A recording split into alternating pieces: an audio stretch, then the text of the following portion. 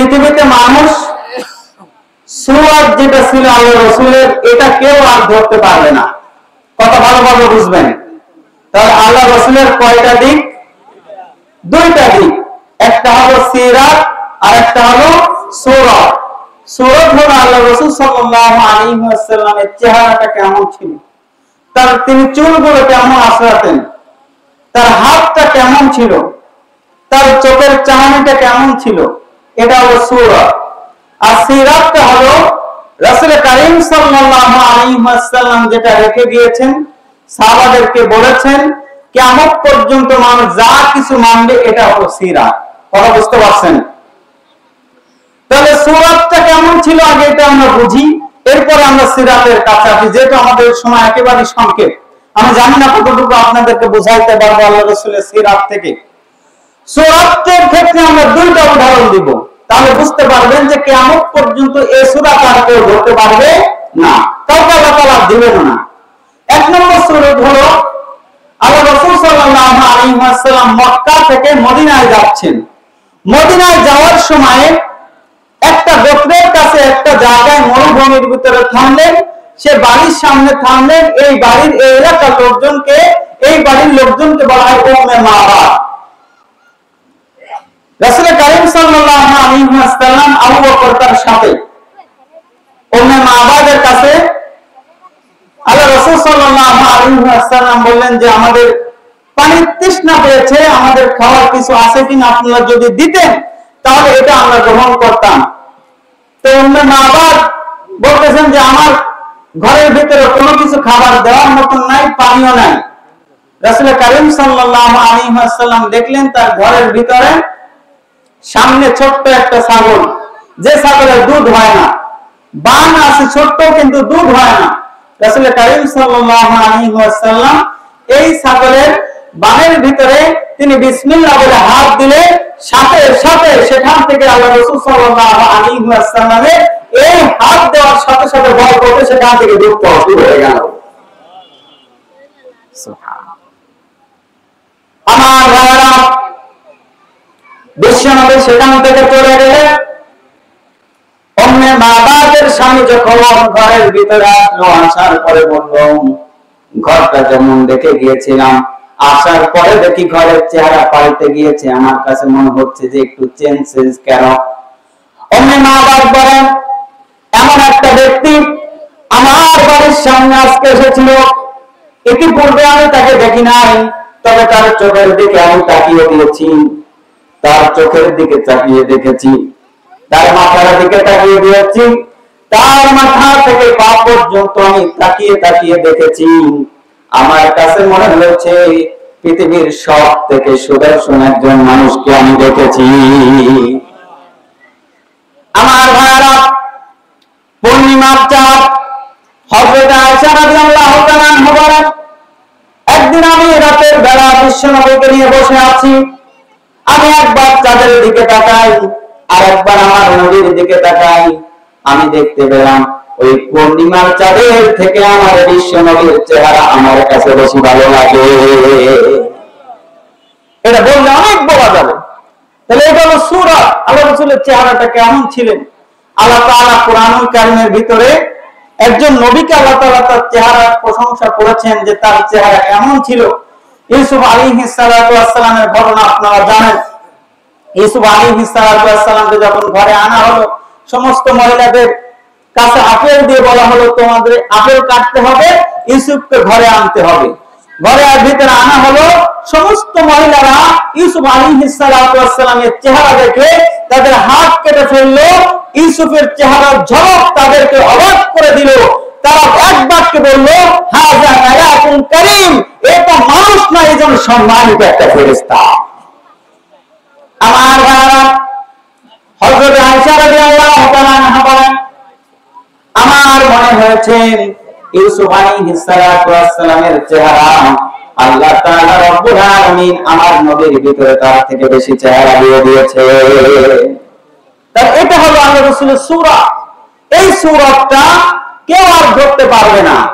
এবার আসেন সিরাত, মানে পথ। আল্লাহ রাসূল যেভাবে বাতলে দিয়েছেন, তিনি মানুষের সাথে কিভাবে আচরণ করতেন, তিনি কিভাবে রাষ্ট্র চালাইতেন, তিনি কিভাবে মুআমালাত করতেন, তিনি কিভাবে মুআশারাত করতেন, তিনি বাচ্চাদের সাথে কিভাবে আচরণ করতেন, তিনি গভর্নরদের সাথে কিভাবে আচরণ করতেন, তিনি তো সমাজ থেকে কিভাবে অন্যায় অবিচার দূর করেছেন, এটা হলো সিরাত। আসুন এবার সিরাতের পথে আল্লাহ তাআলা রব্বুল আলামিন কোরআনুল কারীমের ভিতরে সূরাতুল আহজাবের ভিতরে 21 নম্বর আয়াতে আল্লাহ তাআলা বলেন, লাকাদ কানা লাকুম ফি রাসূলিল্লাহি উসওয়াতুন হাসানাহ, আমি আমার নবীর জীবনের ভিতরে তোমাদের জন্য রেখেছি উত্তম আদর্শ। সুবহানাল্লাহ বলেন, আরো জোরে বলেন সুবহানাল্লাহ। পৃথিবীতে আল্লাহ তাআলা রব্বুল আলামিন সমস্ত নবীদের ক্ষেত্রে আল্লাহ তাআলা রব্বুল আলামিন তাদের নাম ধরে ডেকেছেন, কিন্তু আমার নবীকে যখন আল্লাহ তাআলা ডাক দিয়েছেন তখন ইয়া আইয়ুহাল মুজাম্মিল, ইয়া আইয়ুহাল মুদাসসির, ইয়াসিন এই কথা বলে ডাক দিয়েছেন। আমার নবীর সম্মান কে বাড়িয়ে দিয়েছেন? আল্লাহ তাআলা আমার নবীর সম্মান বাড়িয়ে দিয়েছেন। তিনি নাম ধরে ডাকেন নাই। আল্লাহ তাআলা রব্বুল আলামিন বলছেন যে আমার নবীর ভিতরে আমি তোমাদের জন্য সবথেকে উত্তম আদর্শ আমি আল্লাহ তাআলা রেখে দিয়েছি। সুবহানাল্লাহ। আল্লাহ তাআলা অন্য আয়াতে বলেন সূরাতুল আনবিয়ার ভিতরে, ওয়া মা আরসালনাকা ইল্লা রাহমাতাল লিল আলামিন। নবী শোনো, পৃথিবীর মানুষদেরকে তুমি জানিয়ে দাও, ওয়া মা আরসালনাকা ইল্লা রাহমাতাল লিল আলামিন, সমস্ত পৃথিবীবাসীর জন্য আমি তোমাকে রাহমাতাল লিল আলামিন, সমস্ত পৃথিবীবাসীর জন্য তোমাকে রহমত স্বরূপ প্রেরণ করেছি। সুবহানাল্লাহ। কি রহমত আল্লাহ তাআলা আমাদের জন্য দিলেন। তিনি একবার একটা দল নিয়ে তিনি রাসূল কারীম সাল্লাল্লাহু আলাইহি ওয়াসাল্লাম রাতের ভিতরে একটা সৈন্যবাহিনী নিয়ে প্রায় 40 জনের একটা কাফেলা নিয়ে মরুভূমিতে হাঁটছেন। রাত গভীর হয়েছে, তার কাফেলার সাথীগুলো সকলেই ঘুম আসতেছে। আল্লাহ রাসূল সাল্লাল্লাহু আলাইহি ওয়াসাল্লাম বুঝতে পারলেন, তিনি ঘুমের অনুমতি দিয়ে দিলেন সাহাবাদেরকে, সৈন্যদেরকে। সকলেই ঘুমিয়ে গেল। আল্লাহ রাসূল সাল্লাল্লাহু আলাইহি ওয়াসাল্লাম তিনিও ঘুমিয়ে গেলেন। সকাল হয়ে গেল। সকালে রৌদ্র এসে হযরতে ওমরের তার চেহারার উপর পড়েছে, আবু বকরের চেহারার উপর পড়েছে, এই সৈন্যবাহিনীর চেহারার উপর পড়েছে। হযরত আবু বকর জেগে উঠলেন। উঠার পরে দেখেন যে সমস্ত সাহাবাগুলি, সৈন্যগুলি তারা ঘুমিয়ে আছে। ফজরের নামাজ ফরজ হয়ে গিয়েছে, কেউ পড়তে পারে নাই। আল্লাহ রাসূল সাল্লাল্লাহু আলাইহি ওয়াসাল্লাম তিনি উঠতে পারেন নাই। আমার ভাইরা, হযরতে আবু বকর রাদিয়াল্লাহু তাআলা আনহু এরপরে হযরত ওমরকে ডাক দিলেন। হযরত ওমর উঠলেন, তার গলার স্বর অত্যন্ত উঁচু ছিল। তিনি একটা তাকবীর দিলেন, সমস্ত মানুষগুলো উঠে গেল। বিশ্বনবী উঠে গেলেন। ডাকের পরে সাহাবা রাদিয়াল্লাহু তাআলা আনহু বিশ্বনবীর কাছে এসেছে, কি করব, ফজরের নামাজ তো আমরা পড়তে পারি নাই, ইয়া রাসূলুল্লাহ আপনি আমাদেরকে বলে দিন আমরা এখন কি করব। আল্লাহ রাসূল বললেন যে এগোতে থাকো। সাহাবারা এগোতে লাগলেন। একটা জায়গায় সামনে গিয়ে বিশ্বনবী জনাব রাসূলুল্লাহ সাল্লাল্লাহু আলাইহি ওয়াসাল্লাম বললেন, সাহাবারে ওযু করে নাও। ওযু করার পরে আল্লাহ রাসূল নামাজ পড়লেন। দূরে একটা ব্যক্তিকে দেখলেন যে দাঁড়িয়ে রয়েছে, একজন সাহাবা। আল্লাহ রাসূল বললেন, ও আমার সাহাবারে নামাজ পড়লে না কেন? সাহাবী বললেন, ইয়া রাসূলুল্লাহ, ইয়া হাবিবাল্লাহ, ইয়া রাসূলুল্লাহ আমার গোসল ফরজ হয়েছে, আমি নামাজ পড়তে পারি না এজন্য, আর এই পরিমাণ পানিও নাই যে আমি গোসল করব, আমার কাছে পানি নাই এত পরিমাণ। আল্লাহ রাসূল বললেন, তুমি তায়াম্মুম করে নামাজ পড়ে নিলে পারতে, তুমি তায়াম্মুম করে নামাজ পড়ে নাও। সাহাবী রাদিয়াল্লাহু তাআলা আনহু তো সকলে নামাজ পড়ার পরে আবার রওনা দিলেন। মরুভূমিতে তারা চলতে লাগলেন। চলতে চলতে চলতে চলতে এমন একটা সময় আসলো, প্রখর রোদ্দুর, সকলের কাছে পানি ফুরিয়ে গিয়েছে। এমন সময় আল্লাহ রাসূল সাল্লাল্লাহু আলাইহি ওয়াসাল্লাম হযরত আলীকে বললেন যে আলী যাও পানি নিয়ে আসো। আরেকজন সাহাবীকে নিয়ে হযরত আলী পানি খুঁজতে বের হলেন। তিনি যখন পানি খুঁজতে বের হলেন, কোথাও পানি পায় না।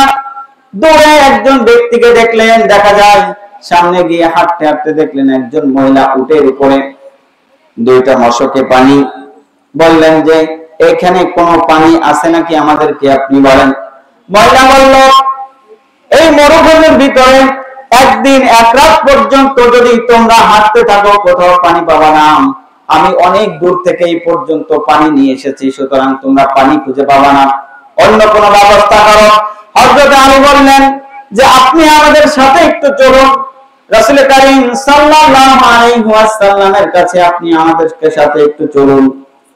কারণ সাহাবারা জানতেন, সাহাবারা কোন ব্যক্তিকে যদি দেখতেন তারা উদ্গ্রীব হয়ে যেতেন যে ইসলামের দাওয়াতটা পৌঁছে দিই। মহিলাকে নিয়ে আসা হলো, মহিলা আসলেন, আসার পরে আল্লাহ রাসূল তার কাছ থেকে বললেন যে মা, আমাদের এতগুলো লোক, আপনি যদি আমাকে পানির মশকটা একটু দিতেন। দুইটা মশকের মধ্যে পানি, রাসূল করিম সাল্লাল্লাহু আলাইহি ওয়াসাল্লাম তার বরকত কেমন ছিল, দুইটা মশক থেকে নিচের দিকে খুলে দিয়ে তিনি সাহাবাদেরকে 40 জনের সাহাবাদেরকে বললেন সাহাবারা সকলেই ওযু করে নাও। হযরত আবু বকর বলেন আমি ওযু করলাম, সকলে ওযু করে নিল। ওই যে সাহাবী যে গোসল ফরজ হয়ে গিয়েছিল গোসল করে নিল। এরপর ওই সাহাবী বলতেছেন যে আমি তাকিয়ে দেখি যে পানি আমি দেখেছিলাম এই পানি রয়েছে, ইতিমধ্যে আমরা 40 জন আমাদের ওযু গোসল হয়ে গিয়েছে। সুবহানাল্লাহ আসতে বলতে পারবেন না, আরো জোরে বলেন সুবহানাল্লাহ। আমার ভাইরা, কথা এতটুকুই নয়, বিশ্বনবীর সিরাত ছিল, উত্তম চরিত্র ছিল। তিনি যদি কোন মানুষের কাছ থেকে একবার উপকার নিতেন, এই ব্যক্তিকে খুশি করে দিতেন। ওযু গোসল হয়ে গেল, যখন এই পানির মশক তিনি আবার ফেরত দিলেন, ওই মহিলা বলল আমি যতটুকু পানি দিয়েছিলাম আমি হাতে ধরে দেখি এর থেকেও বেশি পানি মনে হচ্ছে এই ভিতরে আছে। বিশ্বনবী সাহাবাদেরকে ডাক দিলেন, ডাক দেওয়ার পরে বললেন সাহাবারা শোনো, তোমাদের কাছে যা যা আছে দেওয়ার মতো উপঢৌকন একটা পাত্রে জমা করো। সাহাবারা রাদিয়াল্লাহু তাআলা কারো কাছে খেজুর, কারো কাছে ছাতু, যা কিছু আছে সেখানে জমা করতে লাগলো। জমা করতে করতে একটা স্তূপ হয়ে গেল। এটাকে বেঁধে আল্লাহ রাসূল সাল্লাল্লাহু আলাইহি ওয়াসাল্লাম এই মহিলাকে দিয়ে দিলেন। মহিলা অবাক হয়ে গেল। তিনি যখন ঘরে ফিরে গেলেন, তার ঘরের লোকরা জিজ্ঞেস করলো এত দেরি হলো কেন? তিনি এক বাক্যে বললেন এমন একটা ব্যক্তির সাথে আমার দেখা হয়েছিল, ইতিপূর্বে এত ভালো লোক আমার সামনে পড়ে নাই। মনে হচ্ছিল আসমানের সমস্ত শক্তি, আসমানের সমস্ত চেহারা আল্লাহ তাআলা এই ব্যক্তির কাছে দিয়ে দিয়েছে। আবু বকর বলেন আমাদেরকে নির্দেশ দেওয়া হয়েছিল যখনই আমরা এই ব্যক্তির আশেপাশে যখনই আমরা আক্রমণ করেছি, এই ঘরে আক্রমণ করে নাই। যখনই এই মহিলা বুঝতে পেরেছে, তার গোত্রের মানুষদেরকে বুঝিয়েছে ইসলাম ভালো, ইসলাম সত্য, তোমরা কেন বুঝে না। বোঝাতে বোঝাতে এই মহিলার বোঝানোর কারণে, আল্লাহ রাসূলের চরিত্রের এত মাধুর্যতা সে বোঝানোর কারণে তার গোত্রের সমস্ত মানুষগুলো নিয়ে একবারে সমস্ত মানুষগুলো তারা ইসলাম ধর্ম গ্রহণ করলো। আল্লাহ রাসূলের সিরাত, এটা একটা বিশ্বনবী জনাবে রাসূলুল্লাহ সাল্লাল্লাহু আলাইহি ওয়াসাল্লাম তার যে সিরাত ছিল, এই সিরাত মানুষ যখন গবেষণা করবে তারা দেখবে যে বিশ্বনবীর যে সিরাত ছিল, তার যে পথ ছিল, তার যে আদর্শ ছিল, এই আদর্শ আল্লাহ তাআলা এমন ভাবে বিশ্বনবীকে দিয়েছেন যেটা পৃথিবীর অন্য কোন মত, অন্য কোন মানুষের মাঝে খুঁজে পাওয়া যাবে না। সুতরাং আল্লাহ রাসূলকে মানতে হবে, তার সিরাতকে আমাদেরকে ধরতে হবে। সিরাত মাহফিল দিলাম কিন্তু সিরাতটা নিতে পারলাম না, তাহলে এই মাহফিল, এই সিরাত মাহফিল আমাদের কোনো কাজে আসতে পারে না। আল্লাহ রাসূলকে জানতে হবে। এখানে আমরা, আপনারা যারা বসে আছেন, আপনার বাড়ি আল্লাহ রাসূল সাল্লাল্লাহু আলাইহি ওয়াসাল্লামের একটা জীবনী আছে। কতজন মানুষ আমি যদি এখন হাত তুলতে বলি, হাত কি কম উঠবে না বেশি উঠবে? কম উঠবে না? আল্লাহ রাসূলকে জানতে হবে, জানতে হবে তার জীবনী আমাদের এই সিরাত থেকে নিতে হবে। একটা গ্রন্থ হলেও আমার পরিবারের ভিতরে আমি রাখবো, এখান থেকে পারবো না আমরা ইনশাআল্লাহ? কোন বই রাখবেন? আপনারা যারা একটু এডুকেটেড পারসন তারা রাহিকুল মাকতুম রাখবেন, আর যারা গবেষণা করতে চান তারা সিরাতে মুস্তাফা রাখতে পারেন, সিরাত ইবনে হিশাম রাখতে পারেন। আর যারা যুবক তোমরা আছো তোমাদেরকে বলি তোমরা রাখবা হলো আল্লাহ রাসূল সাল্লাল্লাহু আলাইহি ওয়াসাল্লামের মোটিভেশনাল স্পিচ, সেটা হলো হে যুবক তোমাকে বলছি। আল্লাহ রাসূলের অনেক গ্রন্থ আছে, অনেক গ্রন্থ আছে যে গ্রন্থগুলি পড়লে একজন মানুষ সে মানুষের মতো মানুষ হতে পারে। কলেজ, বিশ্ববিদ্যালয়, ইউনিভার্সিটি যদি আল্লাহ রাসূলের জীবনটা বাধ্যতামূলক করা হতো, এই আমাদের সন্তানরা একজন আবু বকর, একজন ওমরের সঠিক উত্তরসূরি হতো। কিন্তু আমাদের কলেজ, ইউনিভার্সিটিতে কি আল্লাহ রাসূলের জীবনে পুঙ্খানুপুঙ্খানুরূপে আছে? বিগত আমলে তো এমন অবস্থা হয়েছিল যে স্বৈরাচারের আমলে সমস্ত জীবনীগুলো আমরা যে সময় ক্লাস 3 তে পড়েছি আল্লাহ রাসূলের জীবনী, এই সমস্ত জীবনীগুলি এক এক করে উঠিয়ে দিয়ে মুসলমানদের ইতিহাস ঐতিহ্যকে উঠিয়ে দিয়ে মুসলমানদেরকে সন্ত্রাসী বানানোর জন্য, তাদেরকে নাস্তিক বানানোর জন্য যত উপকরণ সব উপকরণ স্কুলের মধ্যে ঢোকানো হয়েছে। এই যে 5 আগস্টের পরে আপনারা দেখতেছেন না, স্কুলে প্রাইমারি স্কুলে গানের শিক্ষক নিয়োগ দেওয়া হবে, প্রাইমারি স্কুলে গানের শিক্ষক নিয়োগ দেওয়া হবে। অথচ এই যে ৭৫,০০০ গানের শিক্ষক নিয়োগ দেওয়া হবে, অথচ একজন যে ব্যক্তি আরবি পড়ায়, ধর্মীয় টিচার, এই টিচার যদি নিয়োগ দেওয়া হতো তাহলে এই নিয়োগের মাধ্যমে হাজার হাজার বাচ্চা প্রাইমারিতে কোরআন শিখতে পারত।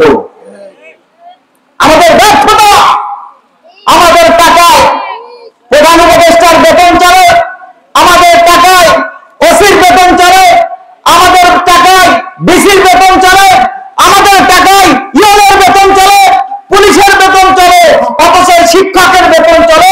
আমার সন্তানকে নাস্তিক করার জন্য এরা উঠে পড়ে লেগেছে। কি পেয়েছো কি তোমরা?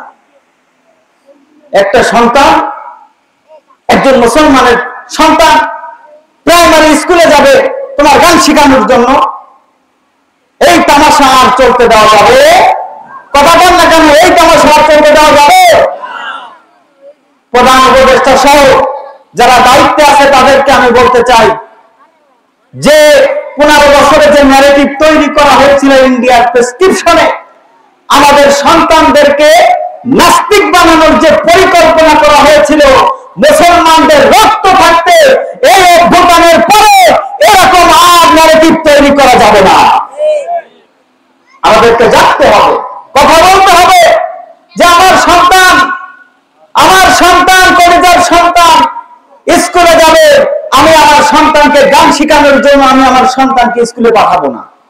আমার সন্তানকে যেন ধর্মীয় নৈতিকতা মূল্যবোধে বিশ্বাসী হয়, এজন্য অবশ্যই সেখানে ধর্মীয় টিচার নিয়োগ করতে হবে।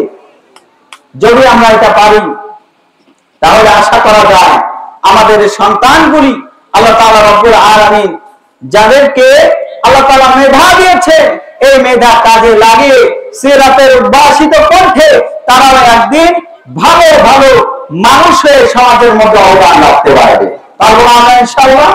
তাহলে এই যে সিরাতের যে মাস, সিরাতুন নবী সাল্লাল্লাহু আলাইহি ওয়াসাল্লাম,